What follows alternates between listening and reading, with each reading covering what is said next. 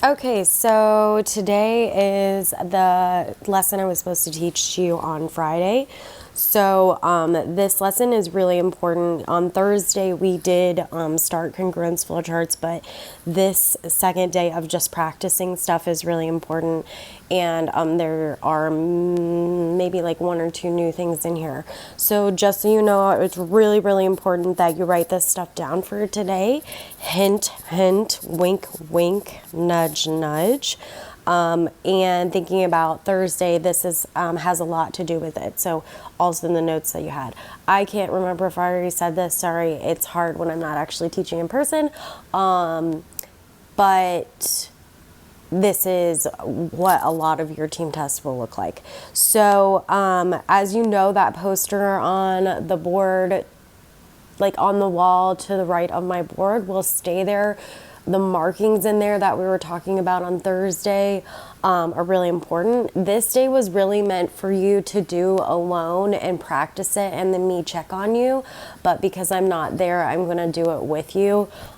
So looking at this first one, just know that you'll also be able to like use your yellow toolkit on Thursday, so it would be good to have that out today.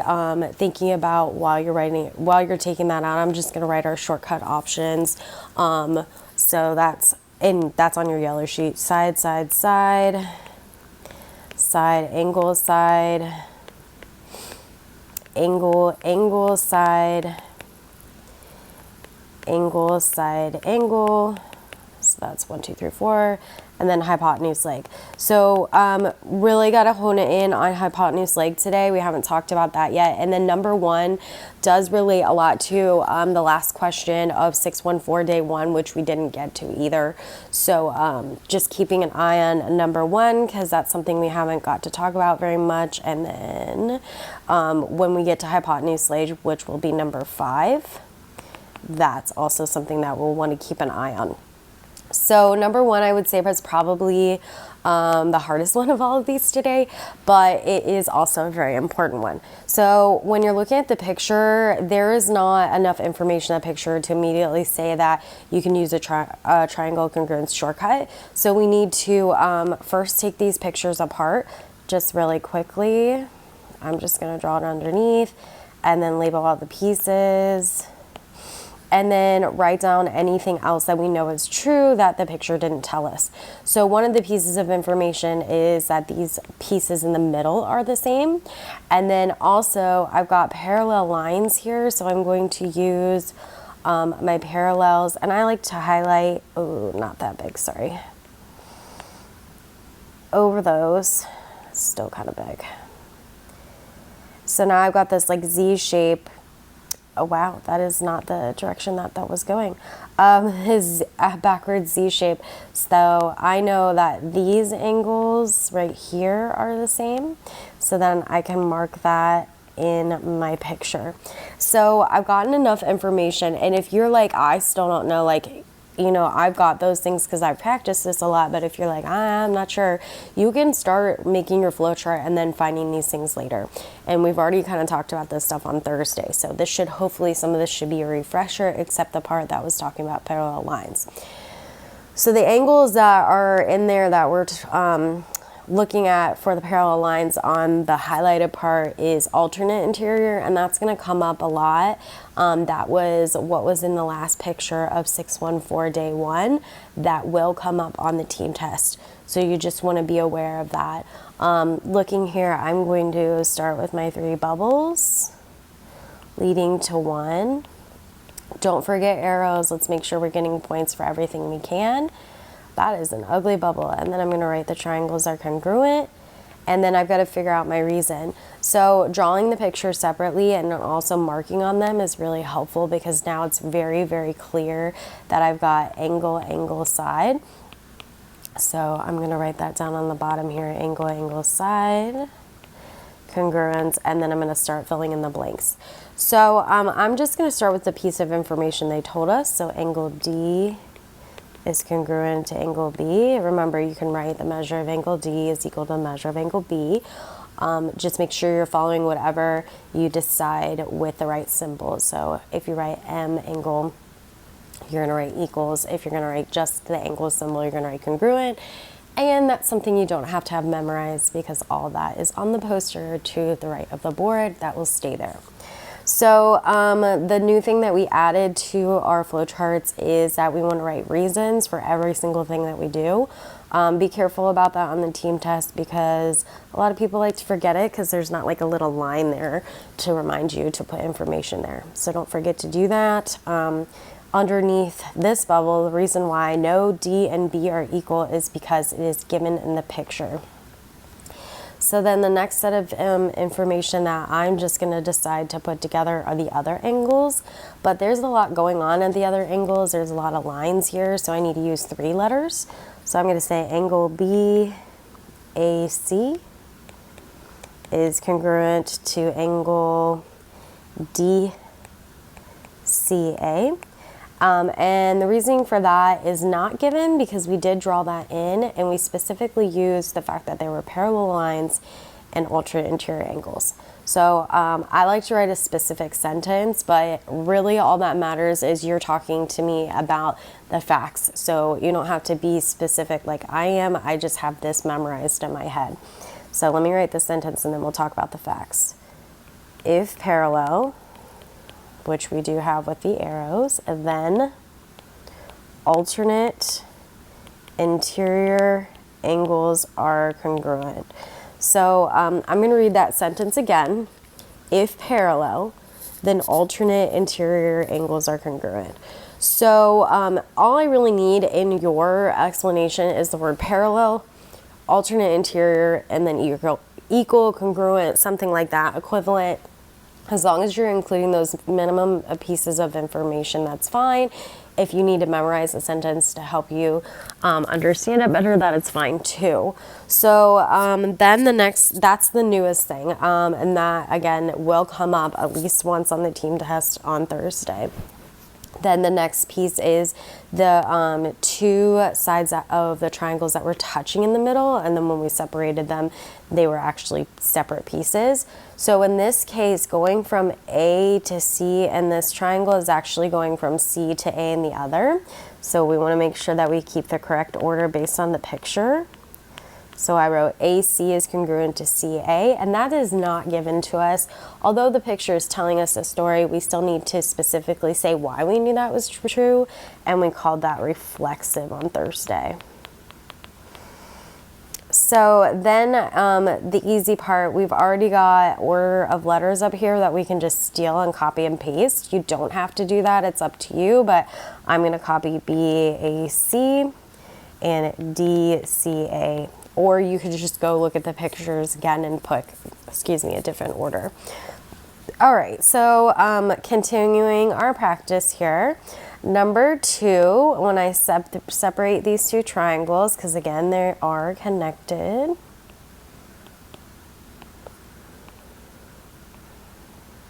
And remember, this is just kind of a sketch. It doesn't have to be perfect. We don't have time to be making beautiful sketches. When I look at these, I need to make sure I'm matching up the sides correctly. So 2 is the smallest between 2 and 3, and 3 is the smallest between 3 and 6. So the 2 and the 3 go together. And then looking at the other set, 3 is the biggest and 6 is the biggest. So when I'm thinking about zoom factor for congruent triangles, they have to be the same. So when I'm trying to divide here, 2 divided by 3 is not 1. So what that's telling me is maybe they're similar, but the paper today is talking about using a flowchart to prove congruence and not similarity. So we're going to say not congruent. And here, since it's not congruent, we don't have to have like a special flowchart for that. That's something that we've talked about in our past with similarity, and that continues through this. Sorry, I know I'm talking fast, I need to slow it down. So not congruent, the flow or the zoom factor is not 1. And if this comes up, you just have to make sure that you prove that with just that piece of information, at least down there, some kind of numbers to show, to back up your facts there. So then number 3, looking at this, I have a set of angles, and a set of sides. But for everything that we've been doing so far with congruence, you have to have 3 things. So my third will be these middle angles. Vertical angles comes up a ton. Alternate interior angles comes up a ton. Reflexive comes up a ton. So all those things are just going to be like little things in your back pocket when you're taking this team test. So now that I have that, I have angle, side, angle, and just be careful. Angle, side, angle, and angle, angle, side are 2 different things. The side has to be in between for it to be angle, side, angle. And then for it to be angle, angle, side, the side has to be outside of. So an example of that, let me write in red so you can see where this would come into play, is if the angle was out here, not in between the 2 sides. So in this case, we're doing angle, side, angle. So we need 3 bubbles leading to 1. Oh, I don't want to write in red. What happened to my blue? I had a pretty blue. Okay.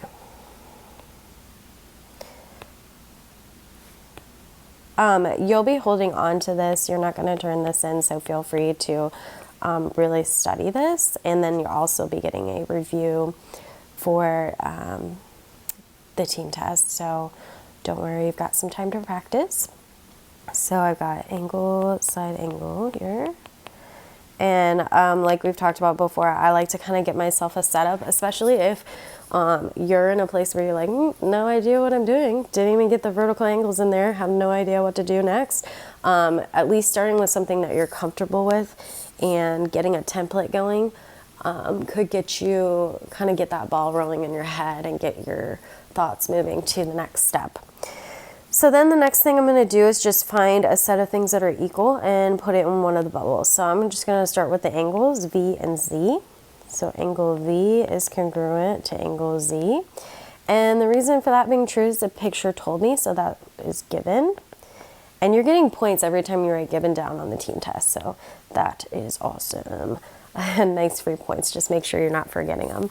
And then the next set of things, I'm going to just do the next given, which is Vx is congruent to Zx. Remember, the order of those letters matters. V goes with Z, and that's why they're both first. So that is also given, like we said. And then the last set of things are the X's in the middle. Technically, there's like 1, 2, 3, 4, more than 4 actually, angle X's. So we have to be specific and use 3 letters and not just 1. You can't say X equals X here. So I'm going to say angle VXW is congruent to angle, and that is connecting the dots to V to X to W to create that angle. Oh no, I lost it. Is congruent to angle, V goes with Z, and then X, Y. The reason for that being true is not given. We wrote that in the picture, so we're going to write vertical angles are congruent or equal or whatever. When I say whatever, I mean like an equivalent. Literally using the word equivalent, however you want to say it. But you can't just say vertical. We can't assume that people know that. That means it's also going to be equal. So you have to have both of those things. And then the last step is to write the triangles that are congruent, and I'm going to steal the order of the letters from the third bubble. So that's not the order. VXW and ZXY. And then making sure I got my arrows, and I have angle, sine, angle, which is what we were using. So this would be a great example of something that you would see on the team test on Thursday. All right, let's keep going. Again, this video will be on Schoology for you if you need to view it at a later time. Number 4 is such like a nice one. It's so nice because it's just like straightforward, very easy. It's already set up. Don't have to find anything new. But a big thing here is to make sure that you are picking the right shortcut. So on this one, the shortcut we're going to use, oh, that's a little ugly. The shortcut that we're going to use is angle, nothing, so don't say anything, angle, side. So angle, angle, side, because there's nothing in between the angles. And this one should kind of be a really quick one because we're not, everything's given to us. So we're just kind of filling the blanks. And you could use 3 letters here to represent angles, but I'm going to just use 1 because these are not complex pictures.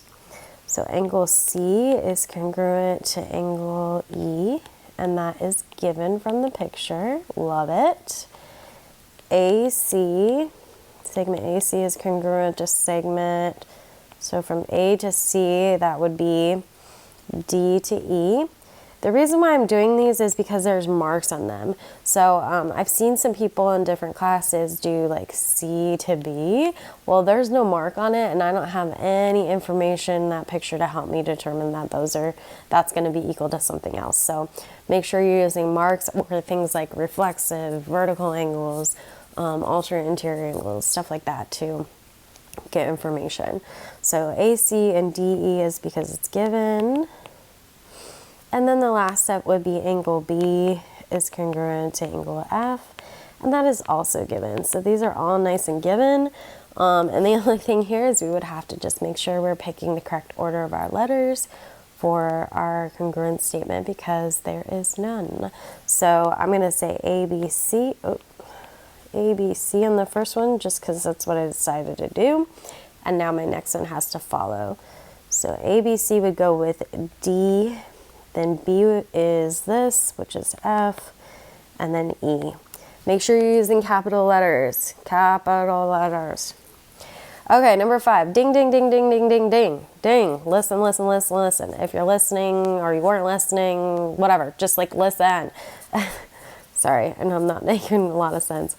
Hypotenuse leg. I'm telling you right now, this is hypotenuse leg before we get started. So this one's a little different because hypotenuse leg has 2 letters, and normally when we have 2 letters in our shortcut, we only have 2 bubbles. But I'm telling you, we're gonna have 3, and I'll explain why in a second. Hypotenuse leg can only be used in right triangles, so you have to tell the reader that you have right triangles. So that's gonna be your last bubble, and I'll show you what that looks like in a second. So first, since these are connected, I'm gonna separate them and label information that's given, and then we'll label some more in a minute.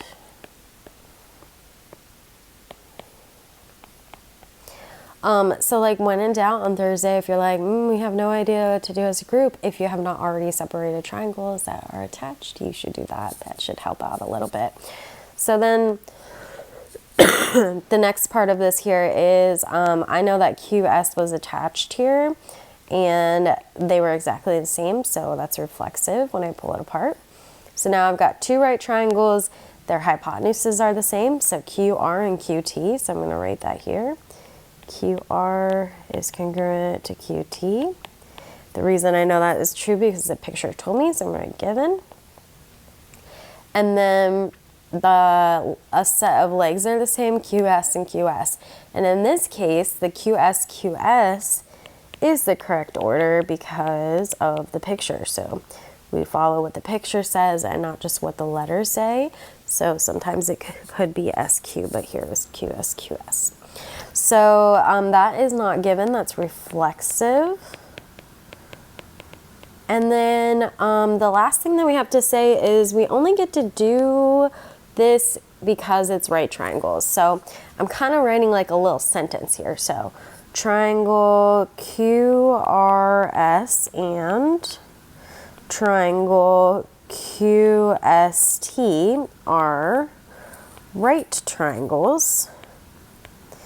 And I kind of got shorter about it because I didn't have space. And the reason I know that's true is because I have right angles.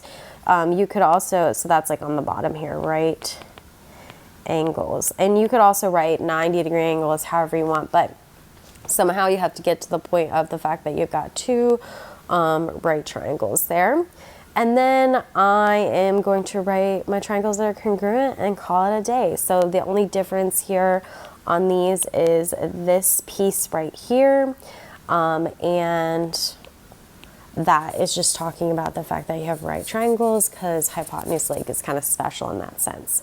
So triangle Q, oh, I've got a highlighter on. It's like just in class. QRS and then QTS. All right, so now the last one should be pretty straightforward comparing to that one. This one is going to be angle, angle, side, and there is a number on it. Just be careful about it. We're not going to use that number. We're still using letters in congruence, which is nice to keep things organized. They're all just going to be letters. So I said angle, angle, side congruence. So I'll start with the sides that are equal. So TV is congruent to, so from T to V, that would be X to Y. So if you need to draw arrows on your picture or whatever, that's fine, as long as it's helping you understand. So the reason for that being true is it was given in the picture. And then I'm going to say angle U is congruent to angle W, and that is also given. And then angle T is congruent to angle X, and just as a reminder, you could write this with 3 letters if you wanted. I just chose not to because these are not complex pictures.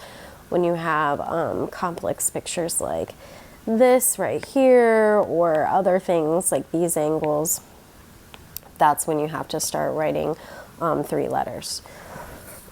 The reason for T and X being congruent is given. So this one's nice too. So you're going to get situations where it's like a little more complicated like this. You're going to get ones, excuse me, like this one where it's pretty straightforward. So it's going to be kind of like a mixture on Thursday. And then nothing that you haven't really seen before though. And then I'm going to erase that so it's easier to see. Triangle VUT is congruent to triangle V goes with Y, U goes with W, T goes with X. And then we already wrote angle, side, angle, congruence. Don't forget your symbols. Another good hint for Thursday is the similar symbol by itself will not be coming up. Only the equal symbol or the congruence symbol, depending on what you're doing. Definitely congruence symbol is coming up down here, and then the equal symbol could come up here if you decided to write your stuff that way.